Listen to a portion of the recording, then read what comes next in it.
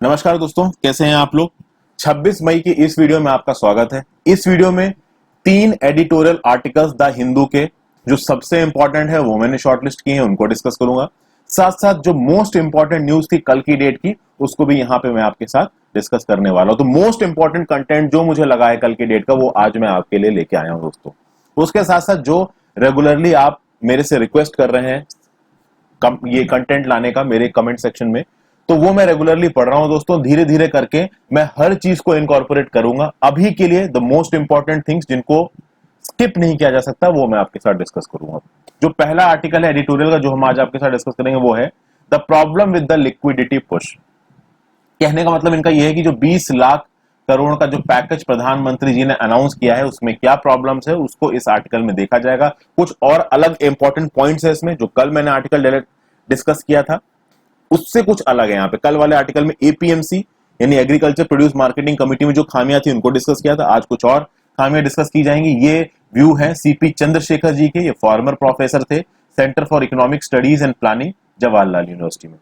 जो दूसरा article discuss करेंगे वो है भाई सेंटर की कश्मीर पॉलिसी को लेके। तो राधा कुमार जी हैं, इन्होंने लेटेस्ट किताब लिखी है मैम ने, paradise at war a political history of Kashmir. इनका यह बोलना है कि जो कुछ भी सरकार ने कश्मीर में किया है वो गलत किया है, जिसके चलते सरकार को भारी कीमत चुकानी पड़ सकती है। बहुत सारे लोग इस आर्टिकल में जो व्यू पॉइंट्स दिए गए हैं उनके साथ एग्री नहीं करेंगे। मैं खुद इस आर्टिकल में दिए हुए व्यू पॉइंट्स के साथ एग्री नहीं हो पा रहा हूं, तो इसमें क्या लिखा हुआ है ये देखेंगे। इसके साथ में आपको कुछ और जानकारियां मिलेंगी। फिर एक आर्टिकल है मूविंग बियॉन्ड जियोपॉलिटिक्स। तो आज की डेट में जितना भी डाटा दुनिया भर में घूम रहा है, खासकर कोरोना के बाद जो दुनिया निकल के आएगी उसमें टेक जाइंट्स और जो बड़ी बड़ी कंट्रीज हैं जो इन टेक जाइंट्स को सपोर्ट करते हैं, जैसे कि अमेजॉन हो गया, हुआवे हो गया, एप्पल हो गया, गूगल हो गया, फेसबुक हो गया, तो इन लोगों के पास कैसे एक डाटा, एक बड़े से डाटा कंटेंट के फॉर्म में कैसे इनके पास बहुत सारी ताकत आती है, इसके बारे में बात करी जाएगी। और कैसे इस आर्टिकल में उस ताकत को शेयर करने की बात कही है अनिल तनेजा जी ने। अनिल तनेजा एमबीए कर रहे हैं हार्वर्ड बिजनेस स्कूल से, और उसके साथ साथ इस आर्टिकल को को ऑथर किया है गुलशन राय जी ने, जो कि farmer national cyber security coordinator है पीएम में इंडिया यानी प्राइम मिनिस्टर्स ऑफिस इंडिया में। उसके साथ साथ जो सबसे इंपॉर्टेंट न्यूज है वो मैं डिस्कस कर लेता हूं दोस्तों। तो देखिए, इंडियन एसोसिएशन युगांडा है, ये बॉडी युगांडा में है। तो भाई जो पहले के इंडियंस जाके युगांडा में सेटल हो गए थे और अब वो युगांडियन सिटीजन है, उन्होंने ये एसोसिएशन बनाया है। इस एसोसिएशन ने इंडियन मिलिट्री एडवाइजर और ट्रेनिंग टीम के साथ मिलकर, ये टीम इंडियन मिलिट्री की तरफ से वहां पे भेजी गई है, इसके साथ मिलकर एक ज्वाइंट सेटअप किया है, एक मिलिट्री वॉर गेम सेंटर बनाया है जिसका नाम दिया है इंडिया। कहां पे बनाया है? Uganda senior command and staff college in Kimaka, ये जिंजा डिस्ट्रिक्ट में है। तो इस सेंटर को इनॉग्रेट किया किसने? Ugandan president Yoweri Kaguta Museveni. यहां पे इंपॉर्टेंट चीज क्या है कि युगांडा के प्रेसिडेंट कौन है, इस तरीके के सवाल पूछ दिए जाते हैं पीसीएस और दूसरे एग्जामों में। दूसरी चीज, अभी अभी एक joint setup military war game centre बना है। कौन सी कंट्री के साथ बना है? तो युगांडा के साथ बना है। तो इस तरीके के वन लाइनर सवाल आ सकते हैं दोस्तों। प्लस यूपीएससी मेंस में आंसर को कोट करने के लिए फॉरेन रिलेशंस को इंप्रूव करने वाले हेड के अंदर आप इस इंफॉर्मेशन को कोट कर सकते हो। आगे देखते हैं। बोटेनिकल सर्वे ऑफ इंडिया के एक टीम ऑफ साइंटिस्ट ने, जिसकी हेड थी के ए सुजाना, इन्होंने 3 न्यू प्लांट स्पेशीज को डिस्कस किया है, डिस्कवर किया है। एक है Eugenia sphaerocarpa, I am sorry for my pronunciation, बहुत जगहों पे मेरा प्रोनाउंसिएशन गलत हो पाता है, उसके लिए आई एम सॉरी। फिर ये दूसरी है गोनियोथैलेमस सेरिसियस, और फिर मेमेसाइलॉन नर्वोसम। इनको वेस्टर्न घाट्स केरला तमिलनाडु में ढूंढा गया है। चूंकि बोटेनिकल सर्वे ऑफ इंडिया ने इस स्टडी में एक मेजर पार्ट प्ले किया है, तो भाई बोटेनिकल सर्वे ऑफ इंडिया के बारे में कुछ चीजें जानना बहुत जरूरी है। देखिए, बोटेनिकल सर्वे ऑफ इंडिया के 9 रीजन है पूरे इंडिया भर में, इसका हेडक्वार्टर्स कोलकाता में है। ये एक एपेक्स रिसर्च ऑर्गेनाइजेशन है, बना कब था? 1890 में बना था। काम क्या था इसका? Explore plant resources of the country and to identify plant species with economic virtue. कौन सी मिनिस्ट्री के अंदर है? तो ministry of environment and forest and climate change के अंदर है। तो ministry of environment and forest के अंदर है ये botanical survey of India. 9 regional circles हैं, कोलकाता में हेडक्वार्टर्स है। अभी के लिए जिसका प्राइमरी फंक्शन है वो है एक्सप्लोरेशन, इन्वेंटरिंग, इन्वेंटरी मतलब एक लिस्ट बनाना, and documentation of phytodiversity in general and protected areas, hotspot, fragile ecosystems. एक्स-C2 कंजर्वेशन की अगर बात होती है ना, तो एक्स-P2 कंजर्वेशन में बोटेनिकल सर्वे ऑफ इंडिया एक इंपॉर्टेंट रोल प्ले करता है। बहुत सिंपल। देखिए मैं जल्दी जल्दी इंफॉर्मेशन बता रहा हूं दोस्तों, डिटेल आप बहुत अच्छी तरीके से समझ सकते हैं, मैं नहीं बता सकता हूं, डिटेल बताने में गया भाई तो बहुत समय लग जाएगा। मिजोरम स्टेट ने अभी अभी स्पोर्ट्स को इंडस्ट्री स्टेटस दिया है, तो ये बहुत इंपॉर्टेंट न्यूज निकल के आ रही है। मिजोरम पहला ऐसा स्टेट बना है जिसने इंडस्ट्री स्टेटस दिया है स्पोर्ट्स को, यानी स्पोर्ट्स अब एक इंडस्ट्री की तरह काम करेगी। और जब स्पोर्ट्स एक इंडस्ट्री की तरह काम करेगी तो इंडस्ट्री को जितने भी बेनिफिट्स, जितने भी अलाउंसेस, जितने भी इंसेंटिव्स मिलते हैं सरकार की तरफ से, वो सारे इंसेंटिव्स अब इस स्पोर्ट्स को भी मिलेंगे। तो इन इंसेंटिव्स को बढ़ाने के लिए और एक प्राइवेट बेसिस पे स्पोर्ट्स इंडस्ट्री को बढ़ावा दिया जा सके, इसलिए इसको इंडस्ट्री स्टेटस दिया गया है। सब लोग बोल रहे हैं कि काफी अच्छा स्टेप है, कितना अच्छा है ये आने वाले समय में पता चलेगा दोस्तों। तो ऑब्वियस बात है, बहुत सारी सब्सिडीज, लोन्स और कंसेशंस मिलेंगे इस इंडस्ट्री को, बहुत सारे प्राइवेट कंपनीज आके यहाँ पे इन्वेस्ट कर सकती हैं। ठीक है, आप कह सकते हैं कि स्पोर्ट्स से रिलेटेड जो इक्विपमेंट्स होते हैं उनको मैन्युफैक्चर करने के लिए, और प्लस किसी एक पर्टिकुलर स्पोर्ट्स पर्सन जो कि बहुत ब्रिलियंट है किसी फील्ड में, उसमें इन्वेस्ट करके उसको इंटरनेशनल स्पोर्ट्स इवेंट में पार्टिसिपेट करवाने के लिए। अब किस तरीके से चीज आगे चलेगी वो तो समय ही बताएगा। फिर यहाँ पे एक और बहुत इंपॉर्टेंट फैक्टर आता है कि भाई मिजोरम में और कौन कौन से इंडिजीनियस गेम्स हैं जो कि बहुत फेमस है। तो मिजोरम में रेस्टलिंग के बहुत से गेम्स फेमस है, स्टिक फाइटिंग फेमस है। फिर इनसुक नवरा जो कि रॉड फिशिंग का गेम है, कालचेट काल जो कि रिले रेस है बैम्बू का इस्तेमाल करके, और इनर पथई जो कि कॉक फाइटिंग है, ये आपके मिजोरम में काफी फेमस है। ये नाम कोशिश करिएगा कि आप रिवाइज कर लें, क्योंकि बाद में किसी एग्जाम में सीधे सीधे पूछे जा सकते हैं। इवन यूपीएससी प्रीलिम्स में भी ये चीजें बहुत इंपॉर्टेंट हो जाती हैं। फिर देखिए, डिफेंस रिसर्च और डेवलपमेंट ऑर्गेनाइजेशन की एक लेबोरेटरी है हैदराबाद तेलंगाना में, जिसका नाम है द रिसर्च सेंटर इमारत। तो रिसर्च सेंटर इमारत is based in Hyderabad Telangana. इसने एक artificial intelligence based attendance application बनाई है, जिससे पर्सनल का वेरिफिकेशन किया जा सकता है नॉन कॉन्टैक्ट के बेसिस। अब तक क्या होता है दोस्तों कि भाई अगर आप गवर्नमेंट ऑफिस में जाके देखेंगे तो बाहर एक आधार इनेबल्ड मशीन ऐसी लगी रहती है, उसमें आप अपना थंब इंप्रेशन लगाइए, थंब इंप्रेशन के बाद अपना आधार कार्ड के आखिरी के 8 डिजिट्स डालिए और आपकी अटेंडेंस लग जाती है। लेकिन चूंकि अब सोशल डिस्टेंसिंग की बात हो रही है पोस्ट कोविड वर्ल्ड में, तो उस केस में अब सीसीटीवी कैमरा से भी इस टेक्नोलॉजी का इस्तेमाल करके, आईना का इस्तेमाल करके अटेंडेंस लगाई जा सकती है। धीरे धीरे इसको किन किन ऑर्गेनाइजेशंस में यूज किया जाएगा ये समय के साथ पता चलेगा। तो इस आईना को बनाया है रिसर्च सेंटर इमारत ने, हैदराबाद तेलंगाना में है और डीआरडीओ की लेबोरेटरी है। फेशियल फीचर्स का इस्तेमाल करके ये किसी के बता सकती है कि भाई ये वो पर्सन है या नहीं है। आगे बात करते हैं दोस्तों, एक इंस्ट्रूमेंट है आंटिया नाम का इंस्ट्रूमेंट। देखिए न्यूट्रिनोस पे लगातार रिसर्च चल रही है, न्यूट्रिनोस पे रिसर्च। अब देखिए एंटार्क्टिका में एक इस तरीके का इंस्ट्रूमेंट रखा है जिसको बोलते हैं आंटिया इंस्ट्रूमेंट, ओके। और अंटार्कटिका के ऊपर एक साइंटिफिक बैलून लगातार तैर रहा है।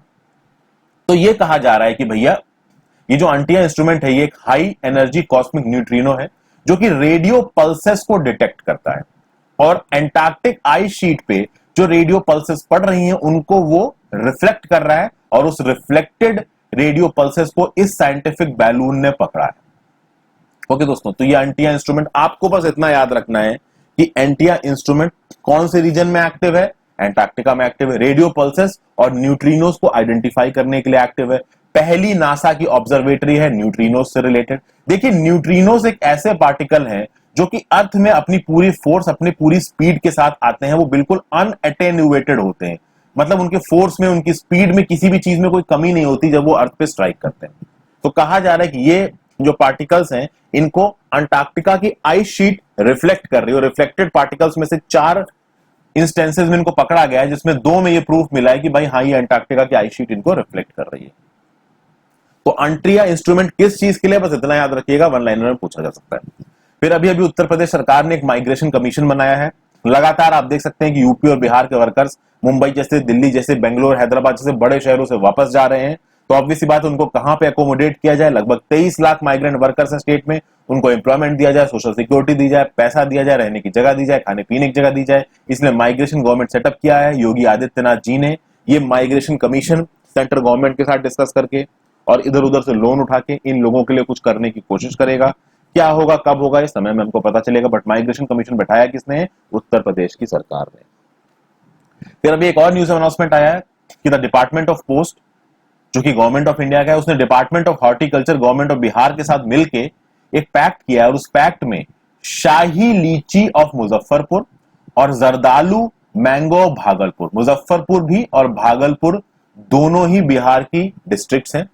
तो ये जो शाही लीची है मुजफ्फरपुर का और जो जरदालू मैंगो है भागलपुर का, ये डिपार्टमेंट ऑफ पोस्ट लोगों के घरों तक पहुंचाएगा। देखिए शाही लीची और जरदालू मैंगो क्यों इंपॉर्टेंट हो जाता है, क्योंकि दोनों को ज्योग्राफिकल इंडिकेशन का टैग मिला हुआ है।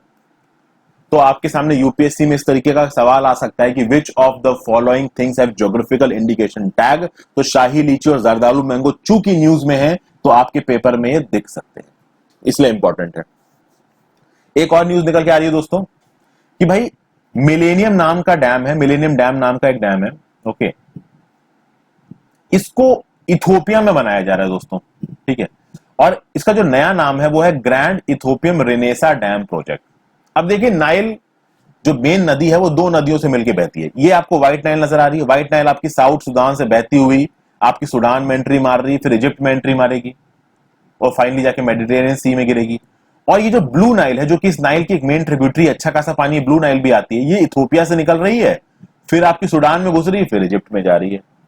तो भाई इथोपिया क्या कर रहा है कि इथोपिया इस पे एक मिलेनियम डैम एस्टैब्लिश कर रहा है और इस मिलेनियम डैम का नाम है grand Ethiopian Renaissance dam project. ये इथोपिया के कुछ गुमूज रीजन है, बेनिशंगुल गुनूज रीजन है, तो सूडान से लगभग 40 किलोमीटर ईस्ट पे। यहां पे इस डैम को सेटल किया। आप देख सकते हैं कि सूडान और इथोपिया के बॉर्डर के कितने पास ये डैम का कंस्ट्रक्शन हो रहा है। कहा जा रहा है कि ये डैम भाई एक मेजर कॉज बन सकता है कॉन्फ्लिक्ट का, सूडान इजिप्ट एक साइड पे और इथोपिया एक साइड पे, क्योंकि अच्छा खासा पानी ब्लू नाइल का इस डैम में चला जाएगा। तो कहा जा रहा है कि नाइल में जो वाटर फ्लो है वो सूडान और इजिप्ट में कम हो जाएगा, क्योंकि सूडान और इजिप्ट ये वो इलाके हैं जहां पानी की ऑलरेडी बहुत कमी है, तो नाइल यहां की लाइफ लाइन है। तो एक कॉन्फ्लिक्ट हो सकता है, इसमें बहुत सारे इंटरनेशनल फैक्टर्स मीडिएट करने के लिए आ रहे हैं। इवन यूएसए ने भी कहा है कि हम मीडिएट करके टेंशंस को सॉर्ट डाउन करने की कोशिश करेंगे। तो ये और न्यूज थी इंपॉर्टेंट। अब आ जाते हैं हम लोग अपने एडिटोरियल पार्ट में दोस्तों, जल्दी जल्दी करने की कोशिश करेंगे। सबसे पहली चीज जो हम शुरू करेंगे, the problem with the liquidity push. यहां पे एक हेडिंग देके बोला है सीपी चंद्रशेखर जी ने कि मान लीजिए इस लिक्विडिटी पुश को आप पार्शियली सक्सेसफुल भी कर लो, लेकिन फाइनली ये फेल ही करेगी, डिफॉल्ट ही होगा और क्राइसिस जो कि अभी चल रही है पेंडेमिक की वजह से वो इंटेंसिफाई होगी। यहां पे क्या कहा जा रहा है दोस्तों, देखिए पेंडेमिक आ गया है कोरोना, उसके चक्कर में इकोनॉमिक कोलैप्स हो गया, गदर इकोनॉमिक कोलैप्स हो गया। जो गरीब है उसकी कमर टूट गई है, जो मिडिल क्लास है उसकी कमर टूट गई है, जो हायर लेवल पे बिजनेसमैन है वो ठीक है, लेकिन जो लोअर लेवल पे बिजनेसमैन है उनकी हालत खराब चल रही है। यानी एमएसएमई इन सब जो लोगों हैं उनकी हालत चल रही है खराब। अब इसके लिए सरकार एक एडिशनल बजटरी आप कह सकते हैं रिसोर्स लेके आए, 20 लाख करोड़ के बजट को यहां पे अनाउंस किया गया और गवर्नमेंट ने क्लेम किया कि भाई this is 10% of the GDP. तो 10% ऑफ द जीडीपी के हिसाब से देखा जाए तो फ्रेंड्स 10% 20 लाख करोड़ अनाउंस किया गया और 10% ऑफ द जीपी यानी जीडीपी हमारी लगभग 200 लाख करोड़। जी बिल्कुल सही है। नॉमिनल के हिसाब से हमारी जो जीडीपी है वो लगभग 200 लाख करोड़ है, कांस्टेंट प्राइसेस के हिसाब से कम है। अब कांस्टेंट और नॉमिनल में क्या फर्क है आपको जाके ढूंढने की कोशिश करिए, यहां समय नहीं है तो मैं बता नहीं सकता आपको। तो भाई ये जो 20 लाख करोड़ रुपए अनाउंस किया गया है ये कैसे सही है कैसे नहीं सही है, इसमें जो एक बहुत मेजर फैक्टर रखा गया है इस अनाउंसमेंट में। देखिए वैसे तो 5 ट्रांचेस में इनको अनाउंस किया गया था। पहले ट्रांच में कहा गया था कि भाई एमएसएमई और बिजनेसेस के लिए कुछ किया जाएगा। दूसरे ट्रांच में कहा गया जो माइग्रेंट फार्मर्स वगैरह इनके लिए कुछ किया जाएगा। तीसरे में एग्रीकल्चर सो ऑन ऐसे ट्रांच किए गए थे। लगभग 8 लाख करोड़ रुपए आरबीआई के माध्यम से इकोनॉमी में डाला जाएगा, इन्फ्यूज किया जाएगा, यह बात कही गई। ओके, लेकिन अब इस चीज को एग्जीक्यूट कैसे किया गया दोस्तों, तो एग्जीक्यूट करने के लिए गवर्नमेंट ने कहा कि भाई हम लोग बैंकों को पैसा देंगे, ठीक है, और हम लोग ये एक्सपेक्ट करेंगे कि बैंकों से कि ये बैंक फिर नीचे पे जो बिजनेसेस काम कर रहे हैं उनको पैसा दें, ये bank non banking financial institutions को पैसा दें, जो छोटे बड़े बिजनेसेस हैं उनको पैसा दें। तो इस सब चीजों की बात हुई। तो यहां पे कहा क्या गया कि भाई देखिए इस कोविड-19 के लॉकडाउन के चलते डिमांड बिल्कुल ठप हो चुकी है, बिजनेस चल नहीं रहे हैं, सब लोग घर के अंदर बैठ गए हैं। तो लॉकडाउन के बाद डिमांड बढ़े, इसके लिए सरकार ने कहा कि हम पैसा देंगे इन बिजनेसेस को, छोटे बिजनेसेस को, बड़े बिजनेसेस को, एमएसएमईज को, और उस पैसे के थ्रू ये जो एमएसएमईज हैं ये प्रोडक्शन करेंगे, ठीक है, इन्वेस्टमेंट करेंगे, तो इनके यहां जो लोग काम कर रहे हैं उनको सैलरियां मिलेंगी, उन लोगों को जब सैलरियां मिलेंगी तो वो लोग जाके इकोनॉमी में खरीदारी करेंगे, खरीद फरोख्त करेंगे, जिससे डिमांड इकोनॉमी में बढ़ेगी। तो यहां पे बात क्या कही कि आरबीआई लिक्विडिटी को इन्फ्यूज करेगा। लेकिन यहां पे चंद्रशेखर जी ने कुछ बहुत इंपॉर्टेंट प्रॉब्लम्स बताई हैं इस चीज में। क्या क्या प्रॉब्लम बताई है दोस्तों, इसको हम लोग यहां पे देखते हैं। देखिए, सबसे पहले तो आपको समझना पड़ेगा कि इस लिक्विडिटी का मतलब क्या है दोस्तों। यहां पे डेफिनेशन लिख रखी है, liquidity is something that everyone requires when the economy is in a bad shape.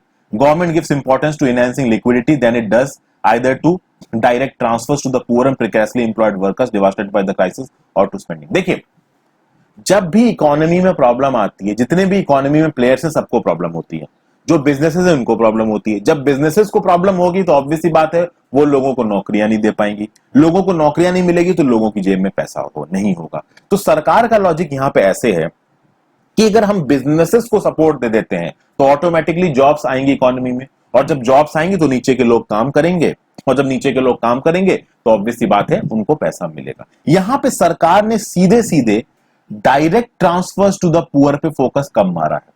यानी कि जो लोग गरीब हैं, इस समय पे माइग्रेंट है, चल चल के जगह जगह पे जा रहे हैं, उनको सीधे सीधे पैसे देने वाली बात पे सरकार थोड़ा सा यहां पे हिचकिचा रही है, क्लियर कट फॉरवर्ड नहीं आ रही है। सरकार ने पहली रिस्पॉन्सिबिलिटी क्या दी है आरबीआई के थ्रू पैसा को इकोनॉमी में इंट्रोड्यूस करने के लिए, तो कहा है भाई बैंक्स को रिस्पॉन्सिबल माना गया है। उन्होंने बैंक, सरकार बोली कि हम भैया बैंक को पैसा दे देंगे, और फिर बैंक की रिस्पॉन्सिबिलिटी बनती है कि बैंक इस पैसे को नीचे आप कह सकते हैं कि सर्कुलेट करे। बैंकों के बाद एनबीएफसी को रिस्पॉन्सिबिलिटी दी गई। अब जो ये नॉन बैंकिंग फाइनेंशियल कंपनीज होती है ना दोस्तों, ज्यादातर केसेस में बैंकों से पैसा उधार पे लेती हैं और फिर उसको आगे घुमाती हैं मार्केट में। तो यहां पे चंद्रशेखर जी बता रहे हैं कि 2 राउंड में आरबीआई के ये ऑपरेशन हुए। पहला जो राउंड वाला ऑपरेशन था दोस्तों, उसको बोला गया RBI launched special and targeted long term repo operations, जिसको टीएलटीआरओ बोला गया।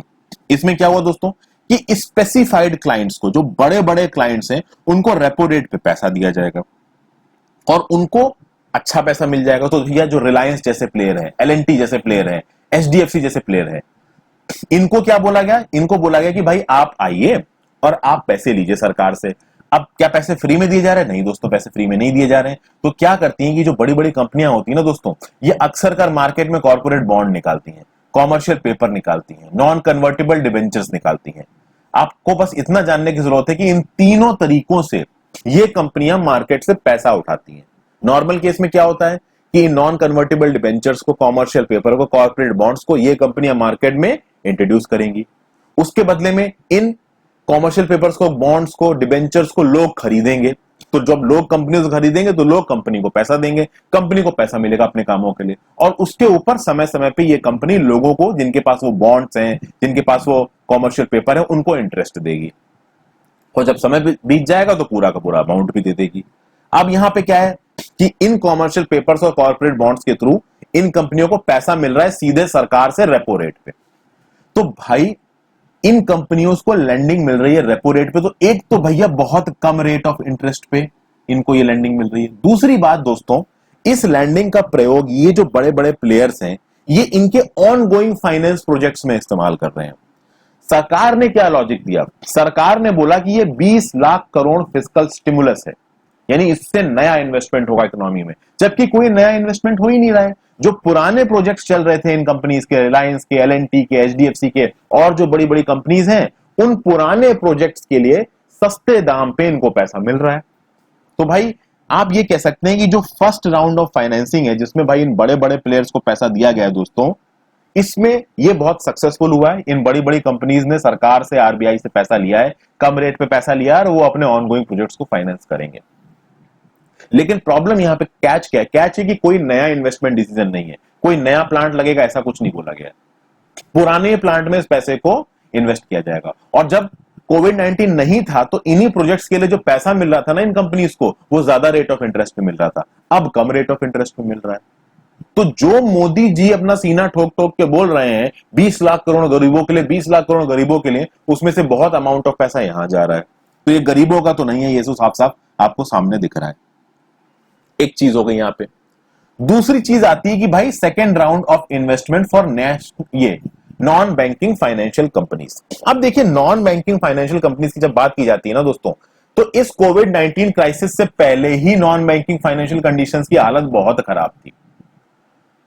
बहुत सारा पैसा in non banking financial companies ने लॉन्गर टर्म प्रोजेक्ट्स में घुमाया है। तो इन्होंने स्मॉल एंड मीडियम एंटरप्राइजेस में घुमा रखा है, बिजनेस में घुमा रखा है, हाउसिंग में घुमा रखा है, रियल एस्टेट में घुमा रखा है। अब बात यह है दोस्तों कि ये सारे small and medium businesses, housing, real estate, इन सबके हैंड टू माउथ की एग्जिस्टेंस होती है।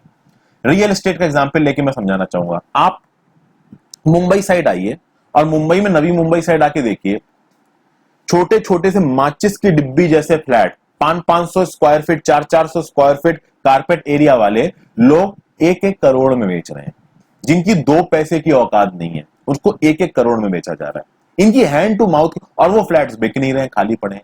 तो रियल एस्टेट वालों ने, हाउसिंग वालों ने, ये छोटे जो बिजनेसेस होते हैं, इन्होंने बल्क में पैसा उठा रखा है मार्केट से, पैसा को चुका पा नहीं रहे। अब एनबीएफसी ने जब इनको पैसा दिया था, वो पैसा एनबीएफसी ने कहां से उठाया था? वो पैसा एनबीएफसी ने उठाया था बैंकों से, और बैंकों को देना था भाई वापस इंटरेस्ट। लेकिन जब पैसा in small and medium businesses, housing, real estate से एनबीएफसी के पास ही नहीं आया, तो एनबीएफसी बैंकों को इंटरेस्ट कैसे वापस करेगा? तो भाई एनबीएफसी ने क्या किया? अपने लोन पे डिफॉल्ट कर दिया। और जब एनबीएफसी अपने लोन पे डिफॉल्ट करने लगेगा, तो जो बैंक जो कि एनबीएफसी को पैसा दे रहे हैं, उनकी बैलेंस शीट बिगड़ने लगेगी। तो बैंक भाई इस कोविड 19 के क्राइसिस से पहले ही इनको पैसा नहीं देना चाहते थे, और अब तो इन एनबीएफसी की हालत बहुत ही खराब हो गई है, क्योंकि रियल एस्टेट का मार्केट बैठ गया है, हाउसिंग का मार्केट बैठ गया है, स्मॉल एंड मीडियम बिजनेसेस तो भैया ठप्प ही हो गए, चल ही नहीं रहे। कौन आ रहा है भाई? सब तो घर के अंदर बैठे। तो बैंक इन एनबीएफसी को पैसा देना नहीं चाहते, सीधी सीधी बात है। जब सरकार बैंकों से बोल भी रही है कि आप एनबीएफसी को पैसा दीजिए, banks are not interested in providing money to NBFC. एक चीज ये आ गई दोस्तों। दूसरी चीज ये आई कि अगर बैंक पैसा नहीं देना चाह रहा है तो क्या कर सकती है सरकार? क्या सरकार के पास कोई ऑप्शन है? सरकार ने क्या बोला कि भाई, आरबीआई को बोला सरकार ने कि आप सीधे सीधे पैसा दो। उस पर हम थोड़ी देर में आते हैं। सरकार ने इस कोविड 19 के दौरान कुछ और इंटरमीडिएरीज को ढूंढा। वो इंटरमीडिएरीज हैं SIDBI, small industries development bank of India, national bank of agriculture and rural development और नेशनल हाउसिंग बैंक। इन प्लेयर्स को ढूंढ के, इन प्लेयर्स को एक्शन में लाके सरकार चाह रही है कि भाई आप एज एन इंटरमीडिएरी की तरह काम करो, आप आरबीआई से पैसा लो और फिर उस पैसे को आप मार्केट में घुमाओ। क्योंकि एनबीएफसी तो काम में आ नहीं रही, तो ये बोला गया कि ये SIDBI, NABARD, national housing bank या आरबीआई से भी पैसा उठा सकती है, नॉर्मल बैंक से भी पैसा उठा सकती है, उसके बाद मार्केट में घुमा सकती है। तो कोविड 19 में सरकार ने करने की कोशिश की है। फिर सरकार ने यह भी कोशिश की है कि भाई आरबीआई ना डायरेक्ट आपका एनबीएफसी को पैसा दे। नॉर्मल केसेस में आरबीआई डायरेक्ट एनबीएफसी को पैसा नहीं देती है, लेकिन यहां बोला गया है कि आरबीआई डायरेक्ट एनबीएफसी को पैसा दे। तो बहुत सारे ऐसे मैकेनिज्म्स को बनाने की कोशिश की जा रही है कि जो स्मॉल एंड मीडियम एंटरप्राइजेस हैं, जो स्ट्रीट वेंडर्स हैं, जो रेडी वाले हैं, जो मार्जिनल फार्मर्स हैं, इनको किसी तरीके से पैसा लोन पे पहुंचाया जाए अलग अलग मैकेनिज्म से। लेकिन जो बैंक है, जो कॉमर्शियल बैंक है, वो इनको पैसा देना नहीं चाहते। इनके थ्रू देने वाली जो ऑर्गेनाइजेशंस हैं, जैसे फॉर एग्जांपल एनबीएफसी के थ्रू इनके पास पैसा आता था, एनबीएफसी को बैंक्स पैसा नहीं देना चाहता। SIDBI, national bank of agriculture rural development, NABARD और नेशनल हाउसिंग बैंक आगे आने वाले समय में कैसे काम करेगा, ये भाई समय ही बताएगा। हालांकि चंद्रशेखर जी का यहां पे बोलना है कि इनमें से कोई भी चीज सक्सेसफुल होने वाली जल्दी है नहीं। अब चंद्रशेखर जी ने लॉजिक क्या दिया है इस चीज के ऊपर? चंद्रशेखर जी का लॉजिक ये है कि इस समय पे बिजनेस ठप पड़ा हुआ है। जो स्मॉल एंड मीडियम एंटरप्राइजेस के जो बिजनेस ओनर्स हैं, वो ये साफ साफ देख पा रहे हैं कि बाहर कोई मार्केट है ही नहीं, कोई चीजों को खरीदने वाला है ही नहीं। तो मान लीजिए NBFC come rate of interest पे इनको पैसा बांटते भी हैं, तो बहुत जल्दी ये जो शॉर्ट एंड मीडियम एंटरप्राइजेस हैं, जो छोटे लेवल पे बिजनेस है ना, ये अपने काम को शुरू करेंगे भी नहीं। अगर इनको कम इंटरेस्ट पे पैसा मिल भी रहा है तो ये भले अपने लिए ले लें, पर अपने बिजनेस को ये पूरी तरीके से शुरू करने वाले नहीं है। क्योंकि एक बिजनेसमैन आगे आने वाले कई सालों की प्लानिंग करके रखेगा। तो एक बिजनेसमैन जब छोटे लेवल पे देखेगा भाई कि आगे मार्केट खुलने वाला है नहीं, अगर मैं अपने एम्प्लॉइज की लगातार सैलरी देता रहता हूं तो मेरी फिक्स्ड कॉस्ट तो आनी ही है। अगर आगे की डेट में मेरा सामान नहीं बिका, मान लीजिए अगले साल तक मेरा सामान नहीं बिकता है, तो एनबीएफसी से जो मैंने लोन लिया है उसका ब्याज मेरे ऊपर चढ़ता जाएगा, भले वो ब्याज कम हो। और मान लीजिए अगले साल गवर्नमेंट की तरफ से कोई फिजिकल पैकेज नहीं आया, तो अगले साल में बिल्कुल बैंकरप्ट हो जाऊंगा।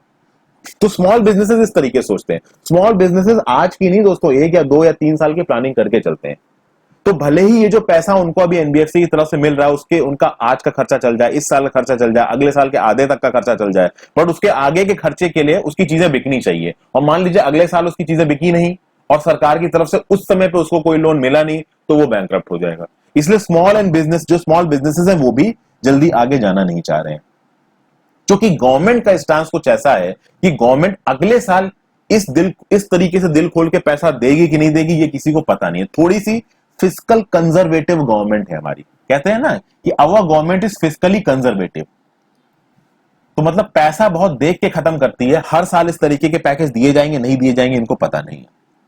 फिर भाई और बहुत तरीके की, जल्दी से मैं इस आर्टिकल खत्म करता हूं दोस्तों, बहुत टाइम लग रहा है, तो मैं बहुत और तरीके की गवर्नमेंट ने चीजें निकाली, जैसे प्रोविडेंट फंड कॉन्ट्रीब्यूशंस को में से पैसा निकालने अलाउ किया गया है, टैक्स डिडक्शन एट सोर्स को कम किया गया है, प्रोविडेंट फंड कॉन्ट्रीब्यूशंस को कम किया गया है। दोस्तों हुआ यह है कि जो भी लोगों को पेमेंट देनी है, मान लीजिए किसी लोन की देनी है, ईएमआई देनी है, कुछ भी देना है, उसको सरकार ने डीले किया है। चंद्रशेखर जी का यह बोलना है।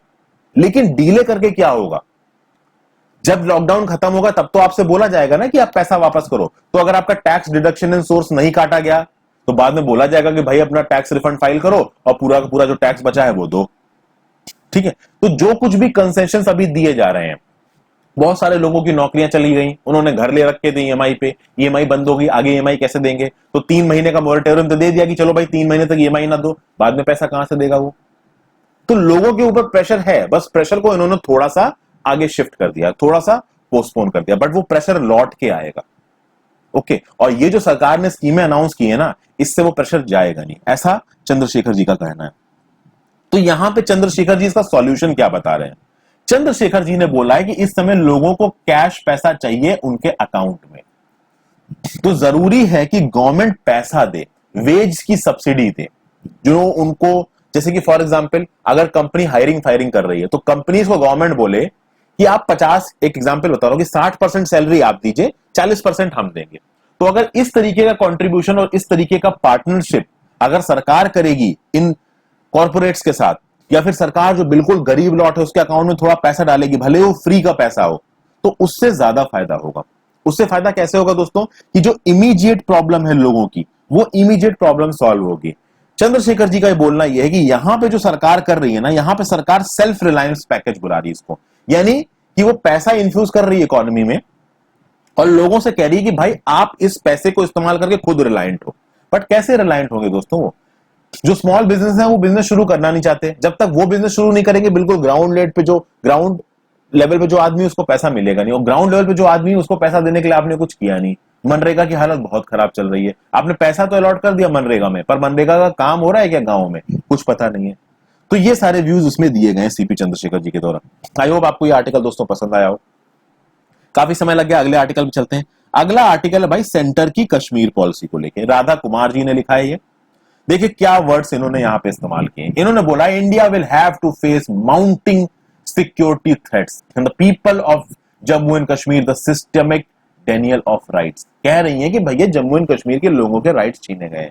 मैं इस आर्टिकल के व्यू पॉइंट्स के साथ बिल्कुल भी एग्री नहीं होता हूं, हो सकता है आप में से कुछ लोग हो जाएं, उसके मैं आपको कुछ रियल एग्जांपल्स भी दूंगा। राधा कुमार जी की अभी लेटेस्ट बुक आई है, paradise at war, a political history of Kashmir.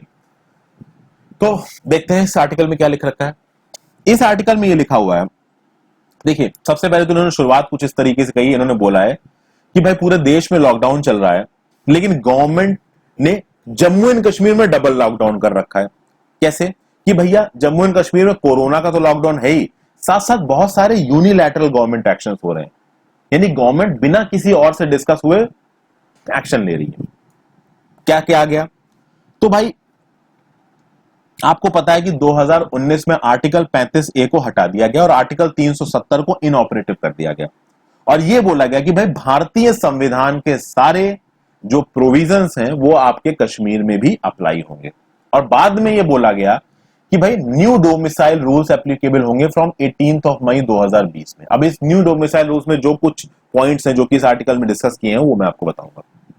सबसे पहले देख लेते हैं article 35A of the Indian constitution क्या था। आर्टिकल 35 ये बोलता है कि जो स्टेट के परमानेंट रेजिडेंट्स थे उनको वही केवल गवर्नमेंट जॉब कर सकते हैं, ठीक है, they will only be able to do government jobs, ठीक है, जो स्टेट गवर्नमेंट की जॉब्स, ऑब्वियस सी बात है सेंटर की तरफ से आईएएस आईपीएस कहीं से भी चुन के जाते हैं, बट जो स्टेट गवर्नमेंट की जॉब्स हैं उसमें कंप्लीट रिजर्वेशन था जम्मू एंड कश्मीर के लोगों के लिए। फिर जम्मू एंड कश्मीर के लोगों को फ्री एजुकेशन मिलेगी और लैंड ओनरशिप राइट्स केवल जम्मू एंड कश्मीर के लोगों के पास रहेंगे। और भी बहुत अजीब अजीब से राइट्स थे, जैसे कि फॉर एग्जांपल कोई कश्मीरी लड़की है, उसको अपने फादर की प्रॉपर्टी में हक तभी मिलेगा जब वो कश्मीर के किसी लड़के से शादी करे, अगर उसने किसी आउटसाइडर से शादी कर ली तो उससे राइट्स छीन लिए जाएंगे। इस तरीके के बहुत अजीब से बहुत प्रोटेक्शनिस्ट किस्म के राइट्स थे। खास बात यह है दोस्तों कि कश्मीर के लोगों को इस बात की पूरी आजादी है कि वो इंडिया में कहीं भी जाके रह सकते हैं, वो इंडिया में कहीं भी जाके जॉब कर सकते हैं, अगर वो वहां पे जॉब कर रहे हैं तो वो वहां पे जमीन खरीद सकते हैं, उनको हर तरीके के राइट्स है, किसी भी यूनिवर्सिटी में जाके पढ़ सकते हैं। लेकिन जब बाहर से लोगों की कश्मीर में जाने की बात हुई तो भाई आर्टिकल 35A आ गया। सरकार ने बोला ये आर्टिकल 35A नहीं चल पाएगा, यानी ऑल प्रोविजंस जो कि इंडियन कॉन्स्टिट्यूशन के हैं वो कश्मीर में लगेंगे। लेकिन एक बात और ध्यान देने वाली, सरकार ने कश्मीर की कंप्लीट आइडेंटिटी नहीं हटाई है। जो नए डोमिसाइल रूल्स आए हैं ना, उसमें सबको डोमिसाइल नहीं मिल सकता दोस्तों। जैसे फॉर एग्जाम्पल मैं हूं या आप हो, आपकी नई नई नौकरी लगी कश्मीर में, ओके, कोई प्राइवेट जॉब लग गई आप, और आप कश्मीर में जाके आप प्राइवेट जॉब करने लगे, और प्राइवेट जॉब कर रहे हो आप पिछले मान लीजिए 8 महीने से, तो आप 8 महीने से प्राइवेट जॉब कर रहे हो तो आप कश्मीर का डोमिसाइल नहीं ले सकते हो दोस्तों। डोमिसाइल अगर आपको कश्मीर का लेना है तो उसके लिए कुछ कंडीशन लगाई गई हैं। डोमिसाइल रूल में क्या बोला गया है, जो 18 मई को डोमिसाइल रूल्स बोले गए, उन्होंने बोला है कि वो लोग जो कि इस स्टेट में रह रहे हैं और काम कर रहे हैं लास्ट 15 सालों से, या फिर कश्मीर में रह के पढ़ाई कर रहे हैं लास्ट 7 सालों से, उनको ही डोमिसाइल सर्टिफिकेट मिलेगा, ठीक है। ये बेनिफिट्स जो पहले परमानेंट रेजिडेंट्स थे आपके जम्मू एंड कश्मीर के, केवल उनको मिलता था आर्टिकल 35A के अंदर। लेकिन अगर आपने अब स्टेट में 15 साल के लिए नौकरी करी है, मान लीजिए कोई प्राइवेट जॉब ही आप कर रहे हो स्टेट में 15 साल के लिए, तो आपको डोमिसाइल मिल सकता है। अगर आप 7 साल से रह के वहां पे पढ़ाई कर रहे हो तो आपको डोमिसाइल मिल सकता है। प्लस यूनियन गवर्नमेंट के कुछ ऑफिशियल्स जो कि स्टेट में सर्व कर रहे हैं या पहले सर्व कर चुके हैं 10 साल के लिए, उनको डोमिसाइल मिल सकता है। और उनके साथ साथ जो उनके नॉन रेजिडेंट चिल्ड्रन है उनको भी डोमिसाइल मिल सकता है। मेरे हिसाब से ये कंडीशन बिल्कुल सही है। मान लीजिए कि आप आईएएस बन गए, 15 साल पहले आप बन गए और आप 10 साल 12 साल वहां पे आपने नौकरी की। जब आप वहां पे नौकरी करोगे तो मोस्ट प्रॉब्ली आपकी फैमिली आपके साथ ही रहेगी। हो सकता है कि आपके बच्चे बाहर वगैरह पढ़ने चले जाएं, लेकिन ऑब्वियस सी बात है आपने अपनी जॉब का एक मैक्सिमम समय उस स्टेट में निकाला है, तो ऑब्वियस सी बात है जब आपने उस स्टेट में निकाला है तो आपको यह हक मिलता है कि आपको डोमिसाइल की परमिशन मिले। उस डोमिसाइल की परमिशन पे बहुत सारे बेनिफिट्स एसोसिएटेड हैं। क्या बेनिफिट्स एसोसिएटेड हैं कि भाई वहां पे आप रह के वहां की स्टेट गवर्नमेंट की जॉब कर सकते हो, वहां पे आप रह के आप जमीन खरीद सकते हो। इस तरीके के राइट्स पहले केवल कश्मीर के लोगों के लिए अवेलेबल थे, लेकिन अब कुछ कंडीशंस के साथ बाहर के लिए लोगों के लिए भी एप्लीकेबल किया गया। लेकिन ध्यान दीजिएगा दोस्तों, किसी को भी अप्लाई नहीं किया गया, मतलब कोई भी मुंह उठा के जाके वहां पे लैंड खरीद ले, ऐसा नहीं है। अभी भी कश्मीरी आइडेंटिटी को बचाने के लिए यूनियन गवर्नमेंट ने काफी कुछ किया है। लेकिन जो मोनोपोली थी वहां के लोगों की, वहां के लोगों की मोनोपोली थी वहां की जॉब्स में, वहां के सरकारी इंस्टीट्यूशंस में पढ़ने की, वहां पे जमीन खरीदने की, उस मोनोपोली को सरकार ने यहां पे खत्म किया है। तो इस चीज के अगेंस्ट में ये जो राधा कुमार जी हैं उन्होंने इस आर्टिकल में बोला है। इस आर्टिकल में साफ साफ राधा कुमार जी ने ये जो आप कह सकते हैं कि प्रोविजंस लेके आई है सरकार, इसको राधा कुमार जी ने अपोज किया है। उन्होंने ये बोला है कि भाई अगर आपने गवर्नमेंट एम्प्लॉयज, और वो गवर्नमेंट एम्प्लॉयज की भी कुछ क्लासेस हैं जिनको अलाउ किया गया है, जैसे for example Indian administrative services के ऑफिसर्स जिन्होंने 10 साल काम किया है, या फिर पब्लिक सेक्टर यूनिट्स, मान लीजिए पंजाब नेशनल बैंक या स्टेट बैंक ऑफ इंडिया में कोई यूपी से ट्रांसफर होकर कश्मीर जाता है और वहां पे 10-12 साल से काम कर रहा है, तो उसको डोमिसाइल की परमिशन मिल जाएगी। तो यानी कि कुछ सिलेक्टेड सर्विसेज में अगर लोग वहां पे इतने सालों के लिए काम कर रहे हैं तो उनको डोमिसाइल दिया जाएगा, और जब डोमिसाइल दिया जाएगा तो उनके पास वो सारी आप कह सकते हैं प्रिविलेजेस आ जाएंगी जो पहले लोगों के पास थी। अच्छा, इस बात पे ऐसा नहीं है कि सबने सरकार का सपोर्ट किया है, यहां पे थोड़ा आर्टिकल से अलग हटके बता रहा हूं। कुछ दिन पहले काफी बवाल हुआ था दोस्तों, ये जो आपके कश्मीरी पंडित थे ना, इन कश्मीरी पंडित ने अपनी आवाज उठाई सरकार के सामने कि भाई हमें वहां पे आउटराइट जाके रहने की परमिशन नहीं मिली है। तो मतलब ये जो कश्मीर के लोगों का बोलना है कि भाई हमारे राइट्स को छीन लिया गया, ये बिल्कुल गलत है। जो चीजें करी गई हैं वो बहुत लॉजिक के साथ करी गई हैं। केवल उन लोगों को वहां की डोमिसाइल की परमिशन दी गई है जो वहां पे एक समय से रह रहे हैं। ऐसा नहीं कि कोई भी मुंह उठा के वहां पे जाके रहने लगेगा। फिर राधा कुमार जी ने और भी बात करी। राधा कुमार जी का ये बोलना है कि चलिए यूनियन गवर्नमेंट ऑफिसर्स जिनको आपने परमिशन दी, जिन्होंने 10 साल से ज्यादा यहाँ काम किया, उनके बच्चों को आपने परमिशन क्यों दे दी? उनके बच्चे जो कि किसी और स्टेट में रह रहे हैं, उनको आपने डोमिसाइल की परमिशन कैसे दे दी जम्मू एंड कश्मीर में? ये आपने जम्मू एंड कश्मीर की, आप कह सकते हैं कि इंडिपेंडेंस का एक मजाक उड़ाया है, ऐसा बोला गया है। फिर जब बात आई यहां पे दोस्तों कि राधा कुमार जी ने यहां पे एक बड़ा अच्छा सा कह सकते हो कि लॉजिक निकाला है। लॉजिक ये है कि बीजेपी के स्पोक्स पर्सन ने बोला कि भाई हमको स्टेट सब्जेक्ट के डोमिसाइल में चेंजेस लाने की जरूरत है। क्यों जरूरत है? 1947 में जब आजादी हुई और जब इंस्ट्रूमेंट ऑफ एक्सेशन साइन हुआ राजा हरि सिंह के पास, उसके बाद भैया जो वेस्ट पाकिस्तान उस समय का, जो आज का डेट का प्रेजेंट डे पाकिस्तान है, वेस्ट पाकिस्तान और ईस्ट पाकिस्तान थे उस समय पे। ईस्ट पाकिस्तान बांग्लादेश था, बांग्लादेश 1971 में अपनी अलग एक कंट्री बन चुका है। तो जो वेस्ट पाकिस्तान से बहुत सारे रिफ्यूजीज कश्मीर में आए थे, उनको भाई डोमिसाइल बेनिफिट्स नहीं मिले थे, तो उनको डोमिसाइल बेनिफिट्स देने हैं। तो राधा कुमार जी ने यह बोला है कि अब जितने भी कश्मीर के 12 मिलियन लोग हैं, लगभग 1 करोड़ 20 लाख की आबादी है, सबको अलग से डोमिसाइल के लिए अप्लाई करने की क्या जरूरत है? कुछ इस तरीके का एक प्रोविजन आया है कि अब डोमिसाइल के लिए आपको फ्रेश तरीके से अप्लाई करना पड़ेगा। तो उस फ्रेश तरीके से अप्लाई करने में ये जितने भी नए लोगों को यहां पे इंक्लूड किया गया है, सबको अलग तरीके से डोमिसाइल दे दिए जाएंगे। तो राधा कुमार जी का यह बोलना है कि जिसके पास पहले से डोमिसाइल थे, उनको दोबारा रीअप्लाई करने की क्या जरूरत पड़ गई? जिनको आपने नए डोमिसाइल दिए थे, भाई उनके लिए आप अरेंजमेंट कर देते। पुराने लोगों को आप बोल रहे हो कि आप फिर से रीअप्लाई करो। तो ये एक प्रॉब्लम राधा कुमार जी ने यहां पे पुट आउट किया। ओके, फिर हुआ यह था दोस्तों, राधा कुमार जी ने यहां पे एक और चीज पुट आउट की कि जब हमारे जम्मू एंड कश्मीर रीऑर्गेनाइजेशन का जो ऑर्डर पास हुआ था, उसमें बाद में आप देखोगे कि एक एक्ट को पास करके union territory of Jammu and Kashmir बना दिया गया और यूनियन टेरिटरी ऑफ लद्दाख बना दिया गया, और उससे पहले ही आर्टिकल 35A को वायलेट कर दिया गया था। जब ये दोनों चीजें हुई तो सुप्रीम कोर्ट में इसके खिलाफ पिटीशंस फाइल हुई हैं, और उन पिटीशंस पे अभी भी जो इंक्वायरी है, जो सुनवाई है, वो चल रही है। तो राधा कुमार जी का यह बोलना है कि रूल ऑफ लॉ ये कहता है कि अगर आपके किसी डिसीजन के अगेंस्ट सुप्रीम कोर्ट में इंक्वायरी चल रही है, तो जब तक वो इंक्वायरी चलेगी तब तक आप उस डिसीजन को इंपोज नहीं कर सकते। लेकिन राधा कुमार जी का यह बोलना है कि सेंट्रल गवर्नमेंट अपनी मर्जी के हिसाब से डिसीजंस को लगातार इंपोज करती चली जा रही है, इररिस्पेक्टिव ऑफ द फैक्ट कि ऑलरेडी सुप्रीम कोर्ट में इससे रिलेटेड एक केस पेंडिंग है। यानी राधा कुमार जी यहां पे बोल रही हैं कि एक बार कोर्ट का जजमेंट जब तक नहीं आ जाता, तब तक किसी तरीके के कोई चेंजेस करने नहीं चाहिए। लेकिन चेंजेस को बहुत तेजी से इंप्लीमेंट किया जा रहा है। जो यूनियन टेरिटरी ऑफ लद्दाख है, जो यूनियन टेरिटरी ऑफ कश्मीर, ये जम्मू एंड कश्मीर है, इनको अलग करने के लिए ऑलरेडी कमिटीज बैठ चुकी हैं और वो कमिटीज ऑलमोस्ट अपना काम कंप्लीट भी कर चुकी हैं। फिर जैसे ही अनाउंसमेंट किया गया तो भाई इंडस्ट्रीज को लैंड बेचा जाएगा। जो बड़े बड़े टूरिज्म इंफ्रास्ट्रक्चर थे इंडिया भर के, मेक माई ट्रिप, गो आईबीबो, ठीक है, इनको आने की परमिशन दी जाएगी, जबकि वहां का लोकल टूरिज्म जो ब्रांड्स थे वो उतने नहीं प्रेफर किए जाएंगे। फिर कहा जा रहा है कि माइनिंग राइट्स जो थे, वो माइनिंग राइट्स आप कह सकते हैं कि जो लोकल कॉन्ट्रैक्टर्स थे उसको ना देके जो नॉन कश्मीरी कॉन्ट्रैक्टर्स हैं उसको देने की बात चल रही है। ये सब चीजें कही जा रही हैं। फिर जो इलेक्टेड लीडरशिप थी जम्मू एंड कश्मीर की, उस इलेक्टेड लीडरशिप को एकदम से हटा दिया गया और central government through lieutenant governor rule कर रही थी जम्मू एंड कश्मीर में। तो इस तरीके की बहुत सारी बातें आपकी राधा कुमार जी ने यहां पे सामने की हैं। फिर राधा कुमार जी ने यह भी बोला है कि जम्मू एंड कश्मीर लेजिस्लेचर को आपने बिल्कुल ही बैन कर दिया।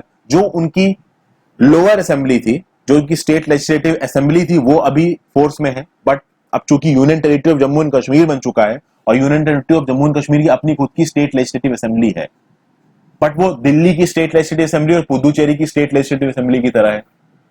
वैसे तो यूनियन टेरिटरी है, पूरा सेंट्रल गवर्नमेंट का कंट्रोल है। स्टेट लेजिस्लेटिव काउंसिल को आपका डिसॉल्व कर दिया गया। ये सब बातें, बहुत सारी बातें यहां पे पुट फॉरवर्ड की हैं। अब राधा कुमार जी ने यहां पे एक लॉजिक दिया है। राधा कुमार जी का लॉजिक ये है कि भाई कश्मीरी लोगों के लिए उनकी आइडेंटिटी के साथ जुड़ा था आर्टिकल 35 से, यानी ये आर्टिकल 35 है was the identity of Kashmiri people, और आपने इस आर्टिकल 35A को हटा के आपने उनकी आइडेंटिटी छीन ली है। इस आर्टिकल 35A के अंदर जो प्रोविजंस हैं, वो प्रोविजंस उस इंस्ट्रूमेंट ऑफ एक्सेशन में लिखे हुए हैं जो कि महाराजा हरि सिंह जी ने जवाहरलाल नेहरू जी के साथ साइन किया था। पर वो तो यार 1947-1949 की बात है, अब वहां उनको कहां पे आप लेके आ रहे हो? ठीक है, उस समय के इंस्ट्रूमेंट ऑफ एक्सेशन को आप यहां पे अभी लाने की बात कर रहे हो। तो आपने कश्मीर की लोगों की आइडेंटिटी छीन ली है, ऐसा बोला राधा कुमार जी ने। ठीक है, और इससे कश्मीरी एलियनेशन हो सकता है। तो यहां पे राधा कुमार जी बोल रहे हैं कि ये चीज कश्मीरी एलियनेशन लेके आ सकती है, इससे थ्रेट आ सकता है इंडिया के रूल को, इससे पाकिस्तान को मौका मिलेगा कश्मीर वैली में प्रॉब्लम्स क्रिएट करने का, इससे चाइना को मौका मिलेगा कश्मीरी वैली में प्रॉब्लम्स क्रिएट करने का। ये सब बातें यहां पे बहुत सारी बोली जा रही हैं। इंसर्जेंसी बढ़ सकती है, इस तरीके की चीजों को राधा कुमार जी ने उभारा है। अब जब एलियनेशन की बात आती है ना फ्रेंड्स, जब सारे राइट्स दिए हुए थे ना, तब भी एलियनेशन था। मैं आपको कुछ अपने पर्सनल वो बताता हूं। एक मेरा दोस्त है, उसका एक दोस्त है, he works in PGCIL Kashmir, power grid corporation of India का नाम सुना होगा, इंजीनियर है वो वहां पे, 70, 75, 80 हजार रुपए उसकी महीने की तनख्वाह है, और बोलता है हम हिंदुस्तान में नहीं आते। जबकि वो पीजीसीआईएल में काम कर रहा है, सरकारी तनख्वाह ले रहा है, बट ओपनली बोलता है कि हम अलग हैं, हम एक बार को पाकिस्तान में मिल जाएंगे पर इंडिया में नहीं मिलेंगे।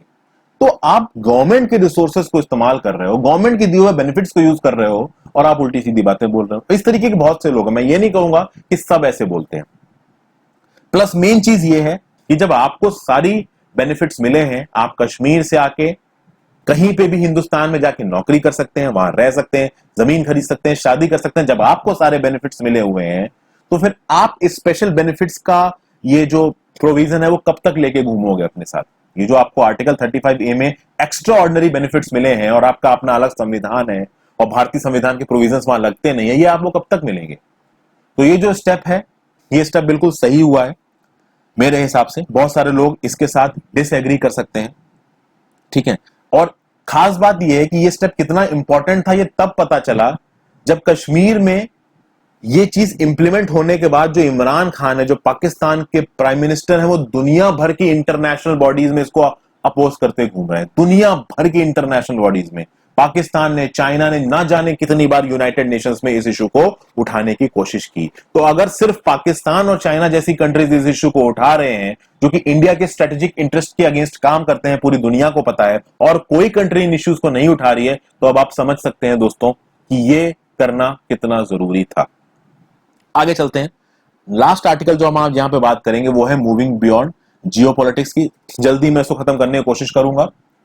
क्या बोल रहा है? In the post COVID world, countries and tech giants should be obligated to share data in the larger interest of mankind. अब यहां पे सबसे पहले तो आपको समझना पड़ेगा फ्रेंड्स कि डाटा क्या है। आर्टिकल की शुरुआत किस तरीके से करी जा रही है? आर्टिकल की शुरुआत कुछ इस तरीके से करी जा रही है कि धीरे धीरे भाई लॉकडाउन खत्म हो रहा है, ठीक है। कोरोना के चलते जो कोरोना की वैक्सीन है उस पे पूरी दुनिया में ट्रायल्स चल रहे हैं। बहुत सारी जगहों पे कुछ पोटेंशियल वैक्सीन को बनाया गया है, उनकी टेस्टिंग चल रही है, बट टेस्टिंग प्रोसेस को अगर पूरी तरीके से कंप्लीट किया जाए तो लग जाते हैं 3 साल। अब अलग अलग कंट्रीज में टेस्टिंग चल रही है, उसके लिए बहुत अलग अलग डाटास को यूज किया जा रहा है। यहां पे जो इस आर्टिकल के ऑथर है अनिल तलेजा जी, और उनके साथ जो गुलशन राय जी हैं, ये अपनी राय पेश कर रहे हैं। और अपनी राय में क्या बोल रहे हैं कि भाई देखिए, डाटा गैदरिंग वो भी 3 फील्ड्स में, कौन कौन सी 3 फील्डों की बात की उन्होंने? तो एक फील्ड की उन्होंने बात की biotechnology. Biotechnology is very much associated to medical sciences. दोस्तों, मेडिकल साइंसेज में जो भी रिसर्च होती है बहुत हद तक वो बायोटेक्नोलॉजी से रिलेटेड होती है। फिर इंजीनियरिंग, और इंजीनियरिंग में भी आपका जेनेटिक इंजीनियरिंग भी एक ब्रांच आती है। तो इंजीनियरिंग, सारी इंजीनियरिंग आ गई, इसमें जेनेटिक इंजीनियरिंग भी आ गई, और इंफॉर्मेशन टेक्नोलॉजी। इन तीनों चीजों में जो भी आप डाटा कलेक्शन करते हो, इस डाटा कलेक्शन को विदाउट एनी रिस्ट्रिक्शंस पूरी दुनिया में शेयर करना चाहिए, ऐसा इन ऑथर्स का बोलना है। फिर से यह सवाल आता है कि भाई कौन सा डाटा? तो मैं बताता हूं कौन सा डाटा। दोस्तों, बायोटेक्नोलॉजी से रिलेटेड रिसर्च पूरी दुनिया में चल रही है, ठीक है। जेनेटिक इंजीनियरिंग से रिलेटेड रिसर्च पूरी दुनिया में चल रही है, और इन रिसर्चेस के थ्रू अलग अलग बीमारियों का इलाज ढूंढने की कोशिश की जा रही है। ओके, अब इन अलग अलग बीमारियों का इलाज ढूंढने की कोशिश की जा रही है। अब बात यह होती है कि ये जो रिसर्च चलती है इस डाटा को कलेक्ट करके, ये कुछ जगहों पर लिमिटेड होती है, रिस्ट्रिक्टेड होती है, और इससे अगर कुछ यूजफुल बाहर निकल के आता है तो उसका बेनिफिट्स भी वो जगहें उठाती हैं। ज्यादातर केसेस में जो प्राइवेट मेडिकल फर्म्स हैं, जो फार्मास्यूटिकल फर्म्स हैं, वो बहुत पैसा लगा के रिसर्च करते हैं और वैक्सीन बनाते हैं, और उसको बेच के बिलियंस और मिलियंस ऑफ डॉलर कमाते हैं। तो कहा जा रहा है कि इस डाटा को पूरी दुनिया में शेयर किया जाना चाहिए।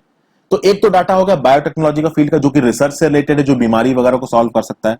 दूसरा डाटा हो गया आपका इंफॉर्मेशन टेक्नोलॉजी से रिलेटेड, जैसे कि आपको पता है दोस्तों, जब कोविड 19 का आउटब्रेक हुआ, इस कोविड 19 के आउटब्रेक को चाइना ने रिपोर्ट नहीं किया, क्योंकि चाइना में ऑब्वियस सी बात है डाटा प्राइवेसी हाईएस्ट लेवल की है। अगर चाइना में ये डाटा प्राइवेसी नहीं होती तो ऑब्वियस सी बात है ये इंफॉर्मेशन पहले दूसरी कंट्रीज के सामने पहुंच सकती थी, और अगर शुरुआत में ही लॉकडाउन मेजर्स को इंप्लोड कर दिया जाता, टूरिज्म को रोक दिया जाता, तो हो सकता है कि ये जो वायरस है वो केवल चाइना में ही रहता, बाहर निकल के नहीं आता। बट ऐसा नहीं किया गया, जिसके चलते चाइना को, वर्ल्ड हेल्थ ऑर्गेनाइजेशन को बहुत सारा क्रिटिसिज्म झेलना पड़ा।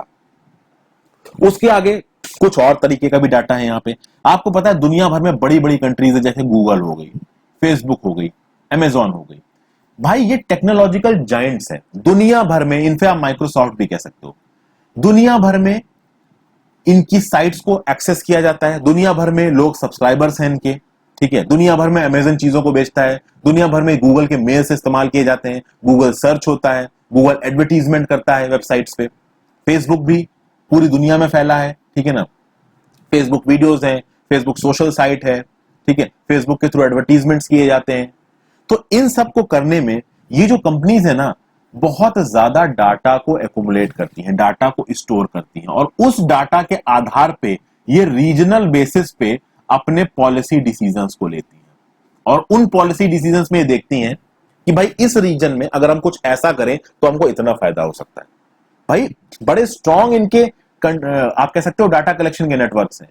आप जो कुछ भी इंडिया में कर रहे हो, लोग जो कुछ भी इंडिया में खरीद रहे हैं, उस चीज को स्टोर कर रहा है गूगल और फेसबुक, और उसके ऊपर प्रॉपर बहस होती है इनके हेडक्वार्टर्स में बैठ के यूएसए में, और उस बहस के बाद ये लोग डिसाइड करते हैं कि कौन से प्रोडक्ट को इंडियन मार्केट में उतारा जाए जिससे हम पैसा कमा सकते हैं। ये चीजें चल रही हैं दोस्तों यहाँ पे। प्लस कभी कभी इन इंटरप्राइजेस को, जो इनके नेशन स्टेट्स होते हैं, वो इनका इस्तेमाल करते हैं अपने ऑब्जेक्टिव्स के लिए। जैसे फॉर एग्जांपल आपने हुआवे का इंसिडेंट सुना होगा, जो हुआई के चिप्स थे, उन चिप्स के खिलाफ एक्सपोर्ट बैन लगाया।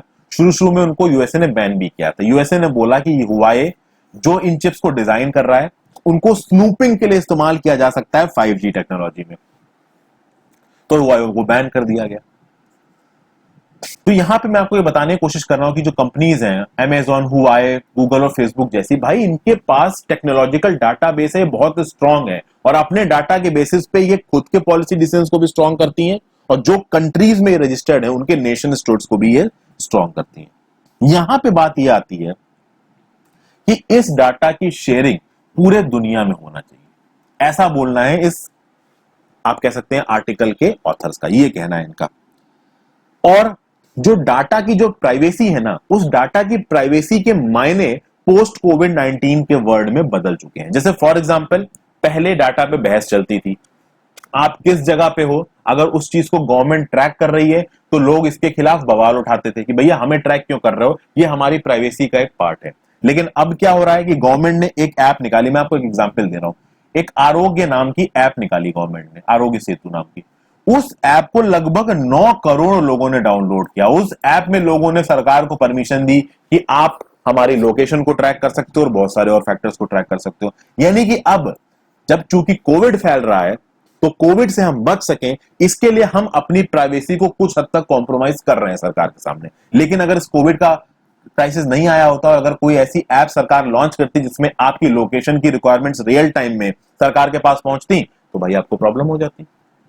आप बोलते हो सरकार ऐसा कैसे कर सकती है, लेकिन अब आपके लिए मायने बदल गए। क्यों बदल गए? क्योंकि अब भाई चूंकि कोरोना हो रहा है, अपने आप को बचाने के लिए हमारी प्राइवेसी थोड़ी चली भी जाएगी तो चलेगा।